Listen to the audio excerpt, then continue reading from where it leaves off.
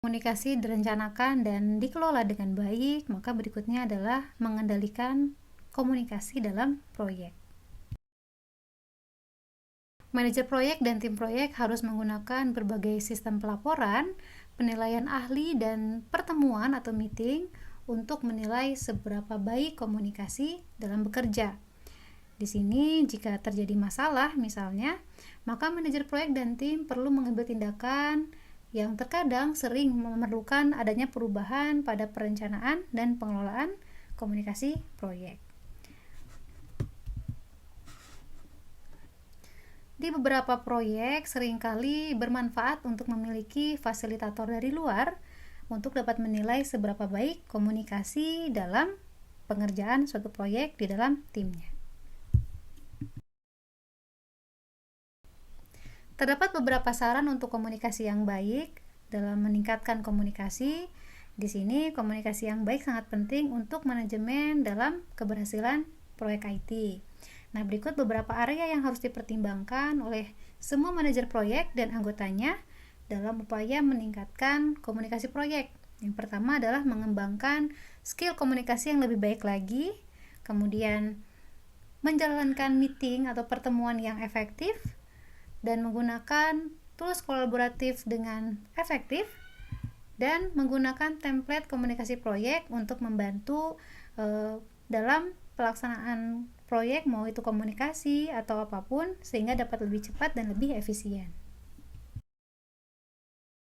Adalah mengembangkan skill komunikasi yang lebih baik lagi.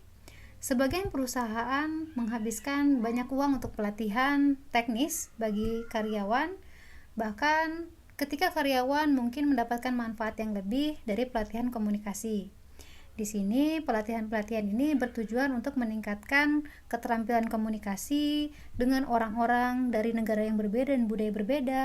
Kemudian juga bagaimana mengembangkan skill komunikasi dengan belajar berpartisipasi dalam suatu pertemuan virtual atau suatu konferensi, dan juga dalam meningkatkan atau dalam mengembangkan skill ini dibutuhkan kepemimpinan untuk dapat meningkatkan komunikasi, apakah itu dengan diberikan kepercayaan langsung atau dengan pengalaman sebagai pemimpin atau dalam memimpin timnya.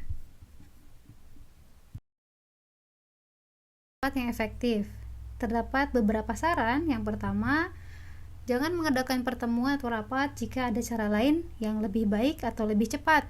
Misalnya, manajer proyek memerlukan persetujuan dari manajer puncak untuk merekrut tim proyek. Bisa saja diperlukan waktu 1 minggu atau lebih hanya untuk menjalankan rapat selama 10 menit, dikarenakan jadwal manajer puncak yang padat. Maka dapat dipertimbangkan cara lain seperti melalui email atau panggilan telepon, sehingga bisa mendapatkan respon yang lebih cepat dan efektif. Kemudian berikutnya adalah tentukan secara spesifik apa yang harus dibahas dalam rapat. Apakah untuk bertukar pikiran, memberikan informasi terkait status, atau memecahkan masalah. Ini akan membantu para peserta rapat untuk mempersiapkan apabila dibutuhkan selama rapat.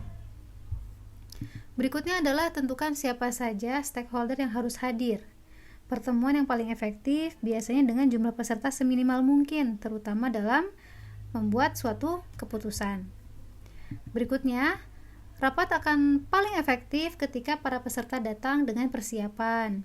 Beberapa pihak biasanya akan menolak menghadiri pertemuan jika tidak diagendakan sebelumnya. Kemudian, persiapkan juga kebutuhan rapat dengan baik, dari mulai bahan yang akan dibahas, handout, alat bantu visual seperti proyektor, bahkan sampai keperluan logistik seperti ruangan, konsumsi, atau penginapan jika rapat dilaksanakan lebih dari 1 hari. Berikutnya adalah fokus pada pembahasan yang telah diagendakan dalam rapat. Jangan membahas hal-hal lain di luar topik yang akan dibahas di rapat. Kemudian tentukan di awal aturan dalam pelaksanaan rapat, seperti misalnya peserta harus menggunakan laptop, peserta harus tergabung dalam Zoom misalnya. Jangan menganggap seluruh peserta siap dalam kondisi yang sama. Dan yang terakhir, agar rapat tidak membosankan, beberapa ice breaking bisa dilakukan, tentunya dengan porsi yang tepat, sehingga dapat membangun hubungan baik, pengalaman yang baik dan menyenangkan selama rapat. Nah, ini adalah saran-saran dalam membangun atau menjalankan rapat atau pertemuan yang efektif.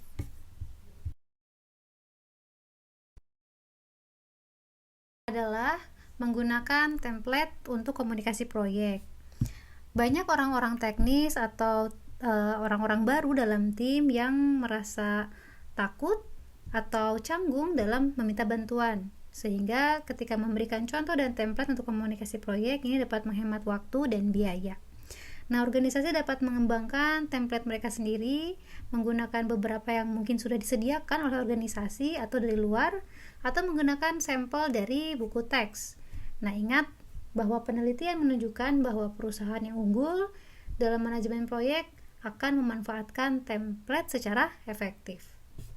Nah, berikut adalah contoh untuk template dari progres bulan. Di sini bisa kita lihat ada beberapa hal yang disampaikan dalam monthly progress sebagai template. Yang pertama adalah accomplishment for January, dijelaskan apa saja yang dilakukan atau kemajuan di bulan tersebut, kemudian rencana untuk bulan Februari di bulan berikutnya, kemudian apa masalah yang terjadi dan apa perubahan, apakah terkait waktu dan deskripsinya yang telah dilakukan atau dilalui selama di bulan Januari. Nah, ini adalah template yang bisa digunakan untuk monthly progress.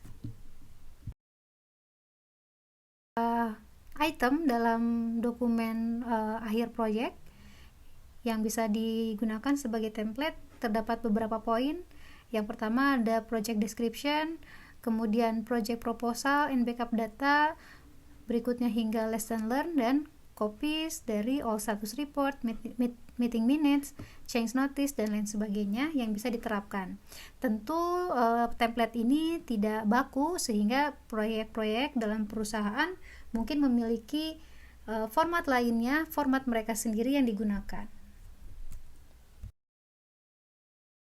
Report, manajer proyek dan anggota tim proyek masing-masing harus menyiapkan laporan pembelajaran setelah proyek dilakukan, ya tentu untuk dijadikan landasan lesson learn untuk proyek berikutnya. Nah, pernyataan refleksif yang mendokumentasikan hal-hal penting yang dipelajari seseorang dari mengerjakan proyek sebelumnya.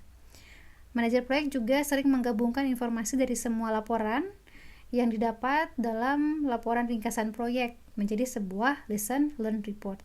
Ini salah satu template lesson learn report yang diambil dari College of Education Argungu. Di sini contohnya misalnya di sini ada project description and key lesson learn, brief description of konteksnya seperti apa, kemudian terkait projectnya apa, dan key project success yang diperoleh selama proyek dilaksanakan. Software yang dapat membantu komunikasi proyek, di sini ada banyak sekali platform yang bisa digunakan.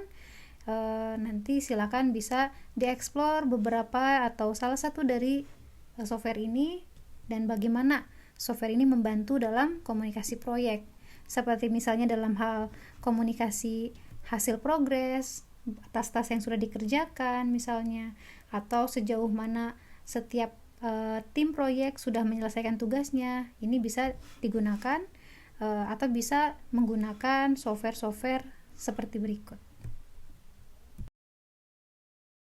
Untuk materi kali ini, terima kasih. Assalamualaikum warahmatullahi wabarakatuh.